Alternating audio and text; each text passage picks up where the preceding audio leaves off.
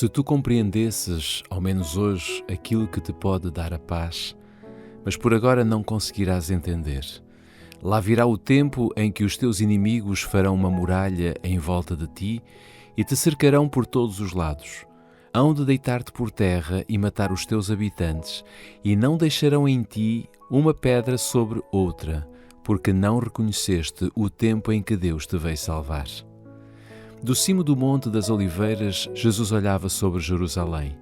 O cenário que se estendia diante dele era belo e calmo. Era a altura da Páscoa. Vindo de todas as terras, os filhos de Jacó tinham-se reunido ali para celebrar a grande festa nacional. No meio dos jardins, das vinhas e das encostas relvadas, cheias com as tendas dos peregrinos, erguiam-se as colinas dispostas em socalcos, os imponentes palácios e as maciças muralhas da capital de Israel. A filha de Sião parecia dizer orgulhosamente: estou sentada como rainha, não verei o choro. Sendo formosa então e julgando-se tão segura do favor do céu como quando, séculos antes, o rei trovador cantou: Sião, o mais belo dos montes, a alegria de toda a terra, é a verdadeira montanha de Deus. Bem à vista estavam os grandiosos edifícios do templo. Os raios do sol poente iluminavam a brancura de neve das suas paredes de mármore e refletiam-se no portal de ouro, na torre e no pináculo. A perfeição da formosura levantava-se como o orgulho da nação judaica. Que filho de Israel poderia contemplar aquele cenário sem um estremecimento de alegria e admiração? Entretanto, os pensamentos que ocupavam a mente de Jesus eram muito diferentes. Quando chegou perto de Jerusalém, ao ver a cidade, Jesus chorou por ela. No meio da alegria generalizada provocada pela sua entrada triunfal, enquanto se agitavam ramos de palmeira, alegres hosanas despertavam ecos nas colinas e milhares de vozes aclamavam-no como rei, o Redentor do mundo sentia-se oprimido por uma súbita e misteriosa tristeza. Ele, o Filho de Deus, o prometido de Israel, cujo poder tinha vencido a morte e chamara do túmulo os seus cativos, chorava. Isto não era causado por uma mágoa normal. Eram lágrimas de uma agonia intensa e irreprimível. As lágrimas não eram por si mesmo, embora soubesse perfeitamente para onde os seus passos o levariam. Diante dele estava o Getsémani, cenário da sua próxima agonia.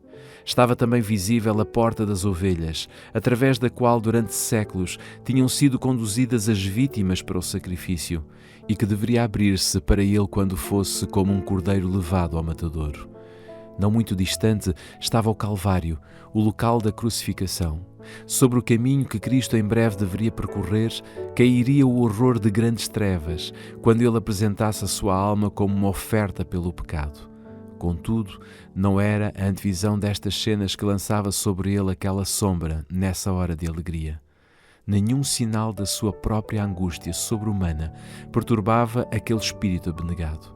Chorava pela sorte de milhares de habitantes de Jerusalém por causa da cegueira e impenitência daqueles que ele tinha vindo abençoar e salvar. A história de mais de 1000 anos do favor especial de Deus e do seu cuidado protetor, demonstrados ao povo escolhido, estava diante dos olhos de Jesus. Ali estava o Monte Moriá, onde o Filho da Promessa, como vítima submissa, tinha sido colocado no altar, símbolo da oferta do Filho de Deus. Ali, o pacto de bênçãos e a gloriosa promessa messiânica tinham sido confirmados ao Pai dos crentes. Ali, as chamas do sacrifício que subiam aos céus da eira de Ornã tinham desviado a espada do anjo destruidor, como um símbolo apropriado do sacrifício e da mediação do Salvador em favor do homem culpado. Jerusalém tinha sido honrada por Deus sobre toda a terra. O Senhor tinha escolhido Sião e desejou para sua habitação. Ali, durante séculos, santos profetas tinham apresentado mensagens de advertência. Ali, sacerdotes tinham agitado os turíbulos e a nuvem de incenso, com as orações dos adoradores, tinham subido diante de Deus. Ali, diariamente, tinha sido oferecido o sangue dos cordeiros mortos, que apontavam para o Cordeiro de Deus que havia de vir.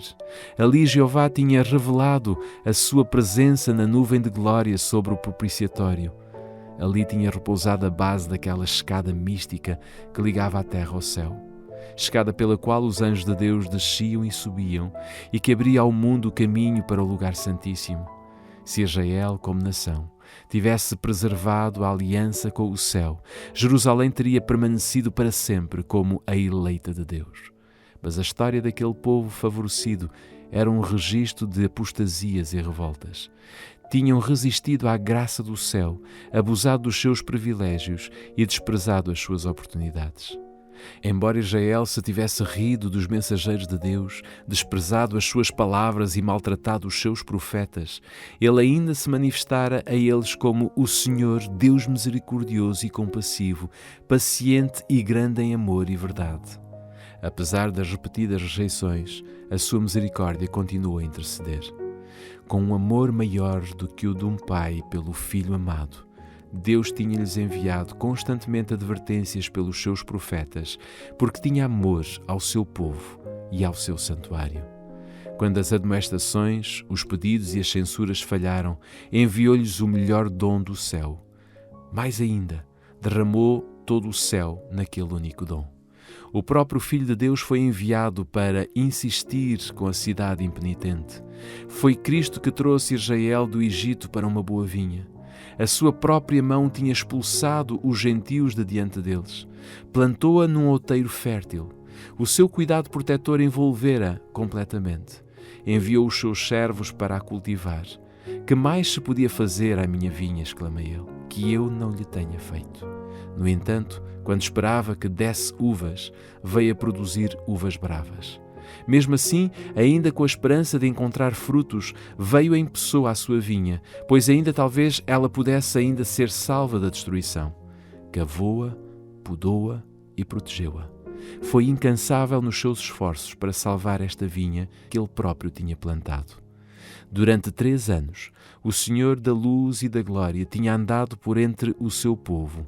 Ele andou fazendo o bem e curando a todos os oprimidos do diabo, aliviando os quebrantados de coração, pondo em liberdade os que estavam presos, restaurando a vista aos cegos, fazendo com que os coxos andassem e os surdos ouvissem, purificando os leprosos, ressuscitando os mortos e pregando o Evangelho aos pobres. A todas estas classes foi igualmente dirigido o convite revelador da graça de Deus. Vinde a mim, todos os que estáis cansados e oprimidos, e eu vos aliviarei. Embora tenha visto o bem recompensado com o mal e o seu amor com o ódio, ele prosseguiu firmemente na sua missão de misericórdia. Os que procuravam a sua graça nunca eram repelidos. Como viajante sem lar, tendo que enfrentar a vergonha e a pobreza diariamente, viveu para aliviar as necessidades dos homens e para insistir com eles que aceitassem o dom da vida. As ondas de misericórdia, repelidas por aqueles corações obstinados, retornavam numa vaga mais forte do terno e inexprimível amor. Mas Israel tinha-se desviado do seu melhor amigo e único auxiliador. As súplicas do seu amor tinham sido desprezadas, os seus conselhos repelidos, as suas advertências ridicularizadas. A hora de esperança e perdão tinha passado rapidamente. A taça da ira de Deus, adiada por tanto tempo, estava quase cheia. As nuvens que se tinham acumulado durante séculos de apostasia e rebelião, agora escurecidas com angústias, estavam prestes a desabar sobre um povo criminoso. E o único que poderia salvá-los da condenação iminente tinha sido desprezado, injuriado, rejeitado e em breve seria crucificado. Quando Cristo fosse suspenso na cruz do Calvário, teria terminado o tempo de Israel como nação favorecida e abençoada por Deus. A perda de uma só pessoa que seja é uma calamidade infinitamente maior do que os ganhos e as riquezas de todo o mundo. Entretanto, quando Cristo olhava para Jerusalém, estava diante dele a condenação de toda uma cidade, de toda uma nação, aquela cidade e nação que tinham sido as escolhidas por Deus, o seu tesouro especial. Vários profetas tinham chorado a apostasia de Israel e as terríveis desolações que os seus pecados atraíram. Jeremias desejava que os seus olhos fossem uma fonte de lágrimas para poder chorar dia e noite pelo seu povo que foi morto, pelo povo de Deus que tinha sido levado para o exílio. Qual não era, pois, a dor daquele cujo olhar profético abrangia não os anos, mas os séculos? Ele via o anjo destruidor com a espada levantada contra a cidade que durante tanto tempo tinha sido a morada de Jeová. Do cume do Monte das Oliveiras, no mesmo ponto mais tarde ocupado por Tito e pelo seu exército, olhava para além do vale, para os pátios e pórticos sagrados, e com a vista obscurecida pelas lágrimas, via numa terrível perspectiva os muros rodeados de hostes estrangeiras. Ouvia os passos dos exércitos a marchar para a guerra. Ouvia as vozes de mães e de crianças que na cidade sitiada clamavam por pão. Via o santo e belo templo, os palácios e as torres entregues às chamas e no seu lugar apenas um monte de ruínas fumegantes. Olhando através dos séculos futuros, via o povo do concerto espalhado por todos os países, tal como os destroços de um naufrágio numa praia deserta. Nos castigos prestes a cair sobre os seus filhos, via apenas a primeira dose daquela taça de ira que no juízo final deveria esgotar-se até ao amargo fim.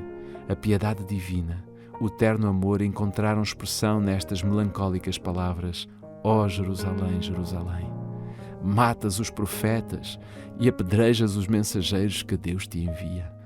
Quantas vezes eu quis juntar os teus habitantes como a galinha junta os pintainhos debaixo das asas, mas tu não quiseste.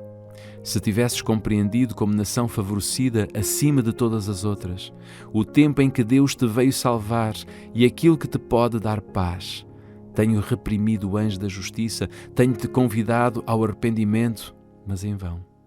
Não é meramente a servos, enviados e profetas que tens repelido e rejeitado, mas ao Santo de Israel, o teu Redentor. Se és destruída, tu unicamente és a responsável. E apesar disso, vocês não querem seguir-me para terem a vida eterna. Cristo viu em Jerusalém um símbolo do mundo endurecido na incredulidade e rebelião e caminhando rapidamente ao encontro dos juízos punitivos de Deus. As tribulações de uma raça caída a oprimirem a sua alma arrancavam dos seus lábios aquele clamor extremamente amargo. Viu a história do pecado marcada na miséria humana, nas lágrimas e no sangue. O seu coração encheu-se de infinita compaixão pelos aflitos e sofredores da terra. Ansiava poder aliviar a todos. Contudo, mesmo a sua mão não poderia impedir a onda das desgraças humanas. Poucos procurariam a sua única fonte de auxílio. Ele estava disposto a derramar a alma na morte para colocar a salvação ao seu alcance. Poucos, porém, iriam até ele para procurarem ter vida. A majestade dos céus a chorar. O Filho infinito de Deus com o espírito perturbado, curvado pela angústia. Esta cena comoveu todo o céu. Ela revela-nos a imensa malignidade do pecado. Mostra como é árdua, mesmo para o poder infinito, a tarefa de salvar o culpado das consequências da transgressão da lei de Deus. Jesus, ao olhar para a última geração, viu o mundo envolvido num engano semelhante ao que causou a destruição de Jerusalém. O grande pecado dos judeus foi terem rejeitado Cristo. O grande pecado do mundo cristão é a rejeição da lei de Deus, fundamento do seu governo no céu e na terra. Os preceitos de Jeová seriam desprezados e anulados. Haveria milhões na servidão do pecado, escravos de Satanás, condenados a sofrer a segunda morte, que se recusariam a escutar as palavras da verdade no dia do ajuste de contas. Terrível cegueira, estranha presunção. Nos dias antes da Páscoa, quando Cristo, pela última vez, depois de denunciar a hipocrisia dos príncipes judeus, se tinha afastado do templo, de novo foi com os discípulos para o Monte das Oliveiras. Ali sentou-se com eles na encosta relevada, sobranceira à cidade. Mais uma vez, contemplou os seus muros, torres e palácios. Mais uma vez está diante dele o templo no seu deslumbrante esplendor, como um diadema de beleza a coroar o monte sagrado. 1000 anos antes, o salmista tinha louvado o favor de Deus para com Israel, fazendo da sua sagrada casa a sua habitação. Em Salém está o seu tabernáculo e a sua morada em Sião, disse Davi. Ele escolheu antes a tribo de Judá e o monte de Sião, seu preferido. Construiu o seu santuário, alto como o céu. O primeiro templo tinha sido edificado durante o período de maior prosperidade da história de Israel. O rei Davi tinha acumulado grande abundância de tesouros para este fim, e a planta para a sua construção fora feita por indicação divina. Salomão, o mais sábio dos monarcas de Israel, tinha completado a obra. Este templo foi o edifício mais magnífico que o mundo já viu. Contudo, o Senhor declarou pelo profeta Ageu, relativamente ao segundo templo: a glória desta última casa será maior do que a da primeira. Farei tremer todas as nações, e virá o desejado de todas as nações, e encherei esta casa de glória, diz o Senhor dos Exércitos. Depois da destruição do templo por Nabucodonosor, este foi reconstruído cerca de 500 anos antes do nascimento de Cristo, por um povo que tinha voltado de um longo exílio para um país devastado e quase deserto. Havia então entre eles homens idosos que tinham visto a grandeza do templo de Salomão e que choraram junto aos alicerces do novo edifício, por ele vir a ser tão inferior ao anterior. O sentimento que prevalecia é descrito pelo profeta de uma forma bem viva. Quem há entre vós que, tendo ficado, viu esta casa na sua primeira glória? E como a vedes agora? Não é esta como nada em vossos olhos, comparada com aquela? Então foi feita a promessa de que a grandeza desta última casa seria maior do que a da primeira. Mas o segundo templo não teve o mesmo esplendor do primeiro, nem a sua consagração foi acompanhada pelos visíveis sinais da presença divina que o primeiro tinha sido. Não houve manifestação do poder sobrenatural para assinalar a sua dedicação. Não foi vista nenhuma nuvem de glória a encher o santuário recém-construído. Não desceu nenhum fogo do céu para consumir o sacrifício sobre o altar. O Shequiná já não habitava entre os querubins no lugar santíssimo. A arca, o propiciatório, as tábuas do testemunho nunca mais lá estariam. Nenhuma voz se fazia ouvir, vinda do céu, para dar a conhecer ao sacerdote inquiridor a vontade de Jeová. Durante séculos, os judeus tinham-se esforçado em vão por mostrar que a promessa de Deus feita por Ageu se tinha cumprido. Entretanto, o orgulho e a incredulidade cegavam a sua mente para o verdadeiro sentido das palavras do profeta. O segundo templo não foi honrado com a nuvem de glória de Jeová, mas com a presença viva daquele a quem habita corporalmente a plenitude da divindade, que foi o próprio Deus manifesto em carne. O desejado de todas as nações tinha, na verdade, chegado ao seu templo quando o homem de Nazaré ensinava e curava nos pátios sagrados. Com a presença de Cristo e apenas com ela, o segundo templo excedeu a glória do primeiro. Mas Israel tinha afastado de si o dom que o céu lhe oferecia. Com o humilde mestre que naquele dia tinha saído das suas portas de ouro, a glória tinha-se retirado do templo para sempre. Estavam cumpridas as palavras do Salvador: eis que a vossa casa vai ficar-vos deserta. Os discípulos, assustados e admirados diante da profecia de Cristo sobre a destruição do templo, desejavam compreender melhor o significado das suas palavras. Durante mais de 40 anos tinham sido usados, com grande abundância, riquezas, trabalho e conhecimentos arquitetónicos para fazer ressaltar o seu esplendor. Herodes o Grande tinha usado prodigamente riquezas, tanto romanas como dos tesouros judeus, e até mesmo o imperador do mundo o tinha enriquecido com as suas ofertas. Blocos maciços de mármore branco, de um tamanho quase fabuloso, vindos de Roma para este fim, formavam parte da sua estrutura. Os discípulos chamaram a atenção do Mestre para eles, dizendo: olha que pedras e que edifícios! A estas pedras Jesus deu a solene e surpreendente resposta: em verdade vos digo que não ficará aqui pedra sobre pedra que não seja derribada. Os discípulos associaram a destruição de Jerusalém aos factos da vinda pessoal de Cristo em glória temporal para ocupar o trono do império do universo, castigar os judeus impenitentes e libertar a nação do domínio romano. O Senhor tinha-lhes dito que viria uma segunda vez. Daí, ouvindo mencionar os juízos sobre Jerusalém, dirigiram o pensamento para aquela vinda. E quando estavam sobre o Monte das Oliveiras, reunidos em volta do Salvador, perguntaram: quando serão essas coisas? E que sinal haverá da tua vinda e do fim do mundo? Misericordiosamente, o futuro estava oculto aos discípulos. Se naquela ocasião tivessem compreendido perfeitamente os dois terríveis factos, os sofrimentos e a morte do Redentor, e a destruição da sua cidade e do seu templo, teriam ficado dominados pelo terror. Cristo apresentou diante deles um esboço dos importantes acontecimentos que deveriam ocorrer antes do fim do tempo. As suas palavras não foram perfeitamente entendidas nesse momento, mas o seu significado ser-lhes-ia revelado quando o seu povo necessitasse da instrução que eles continham. A profecia que Jesus proferiu tinha um duplo sentido. Ao mesmo tempo que falava da destruição de Jerusalém, representava igualmente os terrores do último grande dia. Jesus revelou aos discípulos que o escutavam os juízos que deveriam cair sobre o apóstata Israel, e especialmente o castigo que sofreria por causa da sua rejeição e crucificação do Messias. Sinais inequívocos precederiam o terrível clímax. A hora temida viria súbita e rapidamente.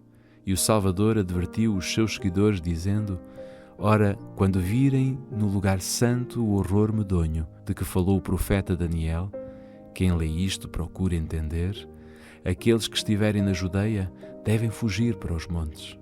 Quando os símbolos idolátricos dos romanos fossem erguidos na Terra Santa, que se estendia algumas centenas de metros para além dos muros da cidade, então os seguidores de Cristo deveriam procurar a sua segurança, fugindo. Quando vissem o sinal de aviso, os que quisessem escapar não deveriam demorar-se.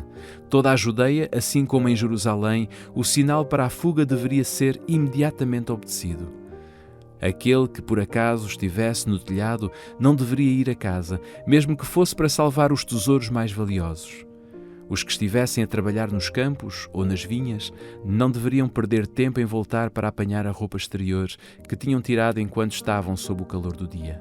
Não deveriam hesitar um instante para não serem apanhados pela destruição geral.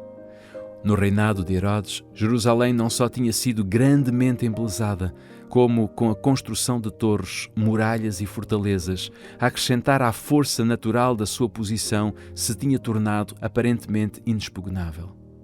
Quem quer que nesse tempo tivesse publicamente predito a sua destruição, teria sido chamado, como Noé na sua época, doido alarmista. Mas Cristo dissera: o céu e a terra passarão, mas as minhas palavras não hão de passar. Por causa dos seus pecados foi anunciada a ira contra Jerusalém, e a sua teimosa incredulidade selou a sua sorte. O Senhor tinha declarado pelo profeta Miqueias: ouçam bem agora, governantes e chefes de Israel. Vocês odeiam a justiça e torcem tudo o que está direito. Edificam Jerusalém, a cidade do Monte Sião, sobre o crime e a injustiça. Os magistrados deixam-se subornar para darem sentenças injustas. Os sacerdotes só ensinam por dinheiro e os profetas vendem as suas provisões. Alegam que o Senhor os apoia e dizem: o Senhor está conosco, nada de mal nos há de acontecer. Estas palavras descreviam fielmente os habitantes de Jerusalém, corruptos e cheios de justiça própria. Embora pretendessem observar rigidamente os preceitos da lei de Deus, estavam a transgredir todos esses princípios.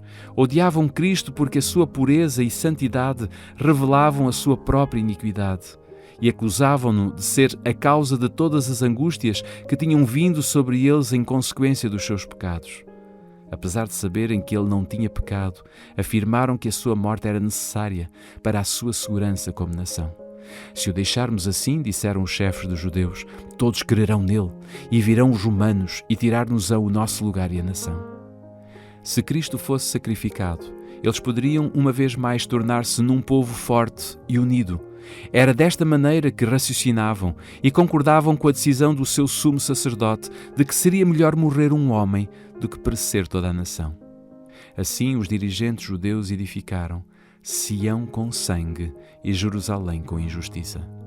E além disso, ao mesmo tempo que mataram o seu Salvador, porque reprovava os seus pecados, a sua justiça própria era tal que se consideravam como o povo favorecido de Deus e esperavam que o Senhor os livrasse dos inimigos. Pois por vossa culpa, continuou o profeta, Jerusalém vai ficar como um campo lavrado. Será reduzida a um montão de ruínas, e o monte do templo ficará coberto de arbustos. Durante quase 40 anos depois da condenação de Jerusalém ter sido pronunciada pelo próprio Cristo, o Senhor atrasou os seus juízos sobre a cidade e a nação. A longanimidade de Deus para com os que rejeitaram o seu Evangelho e assassinaram o seu Filho foi maravilhosa. A parábola da árvore infrutífera representava a forma de Deus lidar com a nação judaica. Fora dada a ordem: corta-a, porque ocupa ainda a terra inutilmente. mas a misericórdia divina poupara durante um pouco mais de tempo. Havia ainda muitos entre os judeus que não conheciam o caráter e a obra de Cristo, e os filhos não tinham tido as oportunidades nem recebido a luz que os seus pais tinham desprezado. Através da pregação dos apóstolos e dos seus cooperadores, Deus faria com que a luz resplandecesse sobre eles. Veriam como a profecia se tinha cumprido, não somente no nascimento e na vida de Cristo, mas também na sua morte e ressurreição. Os filhos não foram condenados pelos pecados dos pais, mas quando conheceram toda a luz dada aos seus pais, os filhos rejeitaram até mesmo a luz suplementar que lhes tinha sido concedida. Tornaram-se participantes dos seus pecados e encheram a medida da sua iniquidade. A longanimidade de Deus para com Jerusalém apenas confirmou os judeus na sua obstinada impenitência. Por causa do seu ódio e da sua crueldade para com os discípulos de Jesus, rejeitaram a última oferta de misericórdia. Deus, então, retirou sobre eles a sua proteção, deixando de exercer a ação com que restringia Satanás e os seus anjos, permitindo que a nação ficasse sob o controle do chefe que tinham escolhido. Os seus filhos tinham desdenhado da graça de Cristo que os teria tornado capazes de subjugar os seus maus impulsos, e agora estes tornaram-se nos vencedores. Satanás fez subir as mais violentas e vis paixões da alma. Os homens não raciocinavam, tinham perdido a razão, dirigidos pelo impulso e pela raiva cega. Por causa da sua crueldade, tornaram-se satânicos. Na família e na sociedade, entre as mais altas classes, como entre as mais baixas, havia suspeita, inveja, ódio, discórdia, rebelião, assassínio. Não havia segurança em parte alguma. Amigos e familiares traíam-se uns aos outros. Pais matavam os filhos e filhos os pais. Os príncipes do povo não conseguiam dominar-se a si mesmos. Paixões desenfreadas tornaram-se tiranos. Os judeus tinham aceitado um falso testemunho para condenar o inocente Filho de Deus. Agora, as falsas acusações tornavam insegura a sua própria vida. Pelas suas ações, durante muito tempo, tinham estado a dizer que o Santo de Israel não nos aborreça mais. Agora o seu desejo foi satisfeito. O temor de Deus nunca mais os perturbaria. Satanás encontrava-se à frente da nação e as mais altas autoridades civis e religiosas estavam sob o seu domínio. Por vezes, os chefes das nações em luta uniam-se para saquear e torturar as suas desgraçadas vítimas e logo a seguir lutavam entre si, causando uma matança impiedosa. Mesmo a santidade do templo não refriava a sua horrível ferocidade. Os adoradores eram assassinados diante do altar e o santuário contaminava-se com os corpos dos mortos. No entanto, na sua cega e blasfema presunção, os instigadores desta obra infernal declaravam publicamente que não tinham medo de que Jerusalém fosse destruída, pois ela era a própria cidade de Deus. Para estabelecer mais firmemente o seu poder, subornavam profetas falsos para proclamarem, até mesmo quando as legiões romanas já estavam a sitiar o templo, que o povo devia aguardar que Deus o libertasse. Afinal, as multidões agarravam-se firmemente à crença de que o Altíssimo interviria para derrotar os seus adversários. Israel, porém, tinha desprezado a proteção divina e agora não tinha defesa. Infeliz Jerusalém, que estava fragmentada por dimensões internas, com as suas ruas tingidas com o vermelho do sangue dos seus filhos, que se tinham matado uns aos outros, enquanto exércitos estrangeiros hostis derrubavam as suas fortificações e matavam os seus homens de guerra. Todas as predições feitas por Cristo, relativas à destruição de Jerusalém, se cumpriram à letra. Os judeus experimentaram a verdade das suas palavras de advertência. Com a medida com que tiverdes medido, vos hão de medir a vós. Apareceram sinais e prodígios, que pronunciavam desastre e condenação. À meio da noite, uma luz sobrenatural brilhou sobre o templo e o altar. Sobre as nuvens ao pôr do sol desenhavam-se carros e homens de guerra, reunindo-se para a batalha. Os sacerdotes que ministravam à noite no santuário ficaram aterrorizados com os sons misteriosos.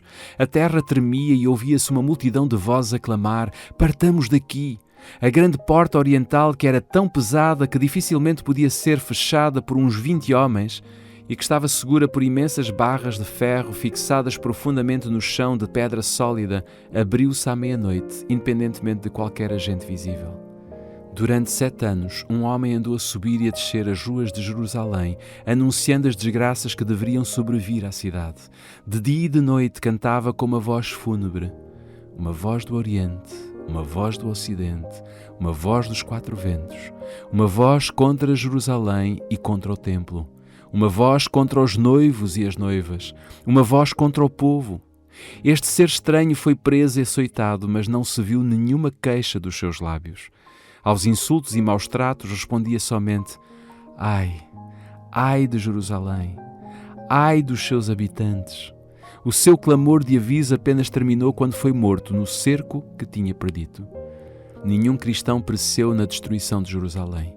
Cristo tinha avisado os seus discípulos e todos os que creram nas suas palavras aguardaram o sinal prometido. Quando virem Jerusalém cercada por exércitos, disse Jesus, ficarão a saber que não tardará a ser destruída. Nessa altura, aqueles que estiverem na Judeia devem fugir para os montes. Os que estiverem dentro da cidade devem sair dela. Depois de os romanos, comandados por Séstio, terem cercado a cidade, inesperadamente levantaram o cerco quando tudo parecia favorável a um ataque imediato. Os sitiados, perdendo a esperança de poder resistir, estavam quase a entregar-se quando o general romano retirou as suas forças sem a mínima razão aparente. Entretanto, a misericordiosa providência de Deus dirigia os acontecimentos para o bem do seu próprio povo.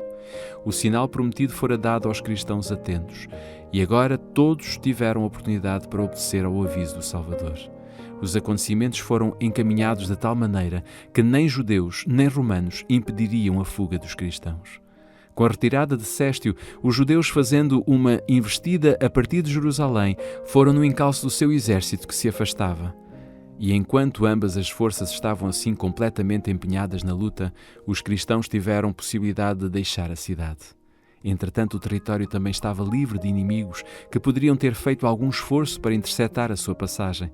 Na ocasião do cerco, os judeus estavam reunidos em Jerusalém para celebrar a festa dos tabernáculos e assim os cristãos em todo o país puderam escapar sem serem impedidos. Fugiram imediatamente para um lugar de segurança, a cidade de Pela, na Pereia, além do Jordão. As forças judaicas, perseguindo Séstio e o seu exército, caíram sobre a sua retaguarda com tal ferocidade que o ameaçaram de uma destruição total. Foi com grande dificuldade que os romanos conseguiram efetuar a retirada. Os judeus escaparam quase sem perdas e voltaram em triunfo com os seus despojos para Jerusalém. No entanto, este aparente êxito apenas lhes trouxe maiores problemas.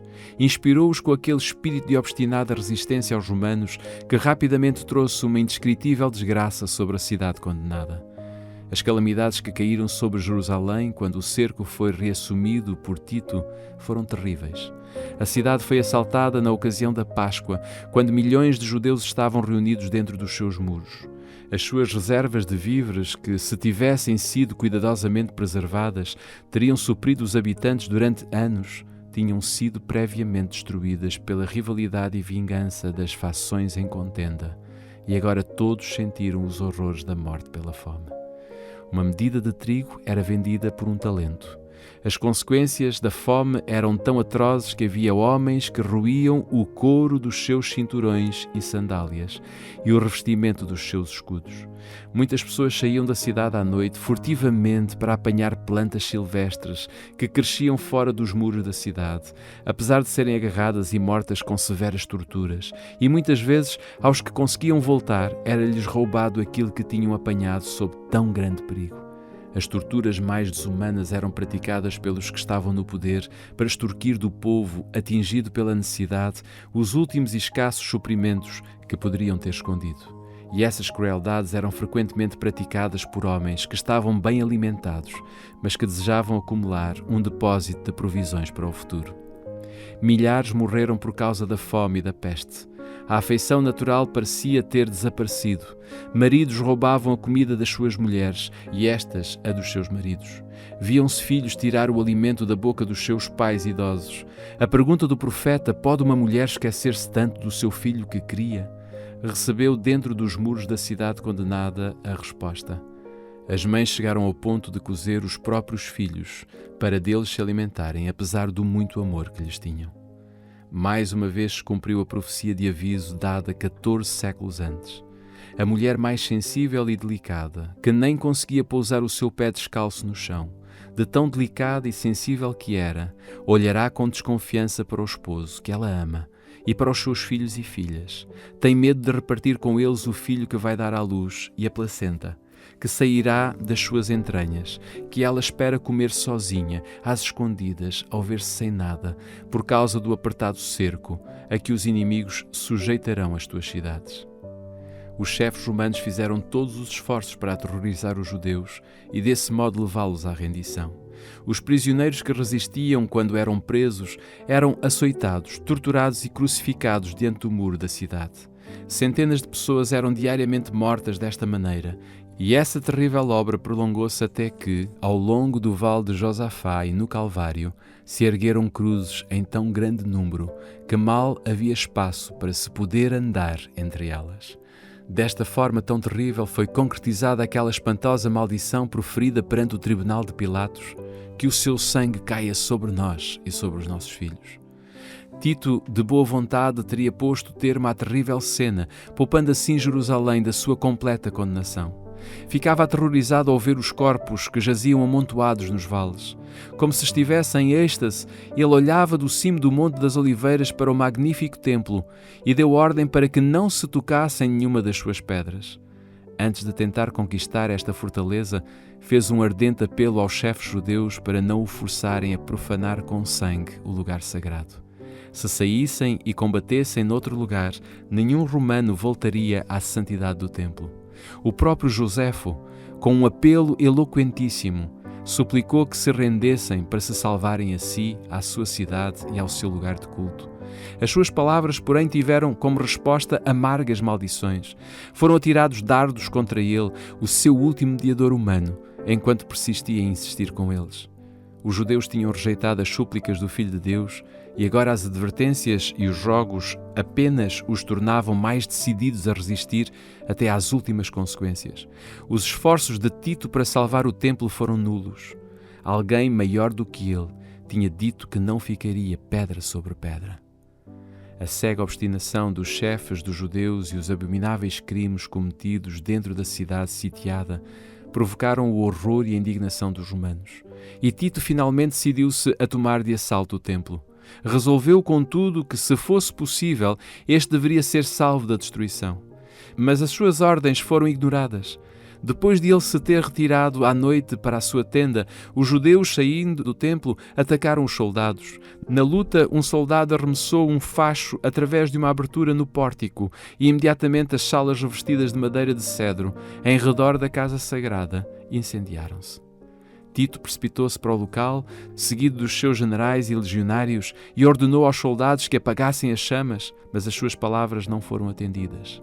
Furiosos, os soldados lançaram tochas ardentes nas salas contíguas ao templo e com a espada assassinavam em grande número os que ali se tinham refugiado.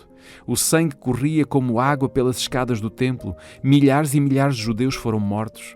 Por cima do ruído da batalha ouviam-se vozes a gritar: "Icabod!" Foi-se a glória. Tito, sentindo que era impossível suster a fúria da soldadesca, entrou com os seus oficiais e examinou o interior do edifício sagrado. Ficou admirado com o seu esplendor. E como as chamas ainda não tinham penetrado no lugar santo, fez um último esforço para o salvar. Para isso, mais uma vez colocou-se diante deles e repentinamente exortou os soldados a deterem o incêndio. O centurião Liberalis esforçou-se por impor obediência ao seu Estado-Maior. Mas o respeito pelo imperador deu lugar a uma animosidade feroz contra os judeus, feroz excitação na batalha e a esperança insaciável em saquear. Os soldados viam tudo à sua volta a resplandecer por causa do ouro, que brilhava deslumbrantemente à luz sinistra das chamas. Supunham que havia, acumulados no santuário, incalculáveis tesouros.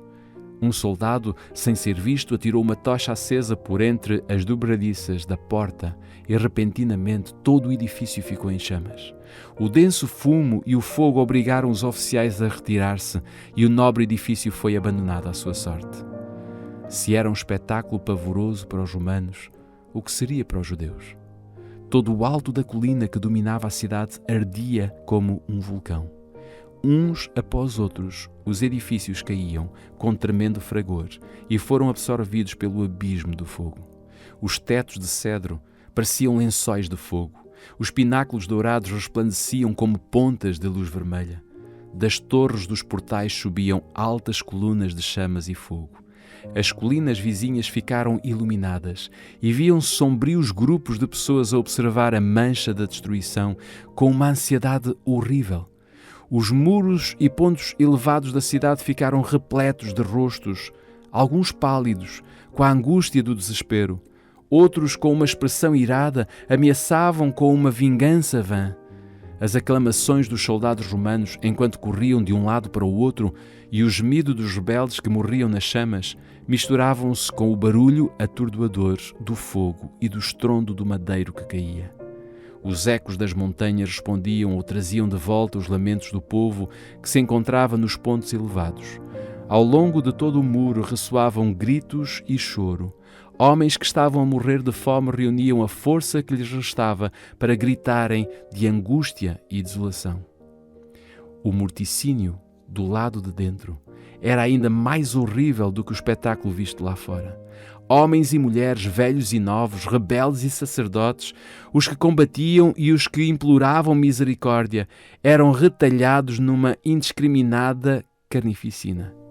O número de mortos excedeu o dos que os matavam.